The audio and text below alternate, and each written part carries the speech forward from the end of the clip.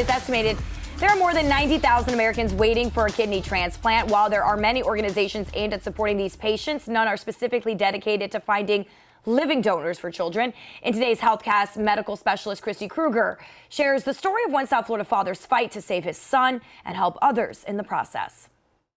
Come give me a besito. Come give daddy a hug.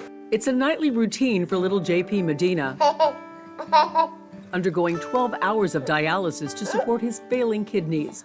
Following complications in utero, he was born with end-stage renal disease. So his kidneys were not functioning at all. Any child with kidney disease is a complex balance, but losing all function in the first few days of life is by far the most complicated of cases.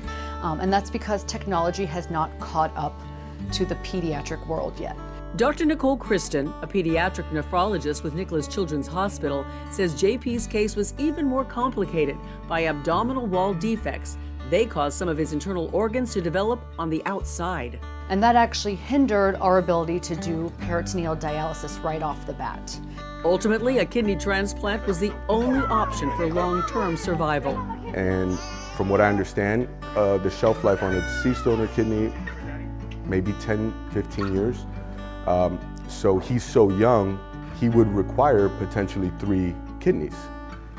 Mathematically, that would get him 50s, maybe, hopefully, right?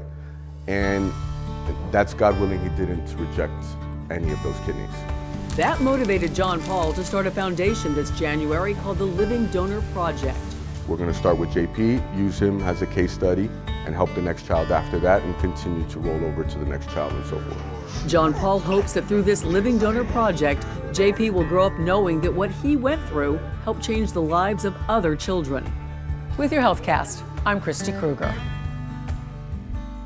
Now, according to the CDC, nearly 10,000 children and adolescents in the U.S. are living with end-stage renal disease. Fewer than 1,000 of those are under the age of 4.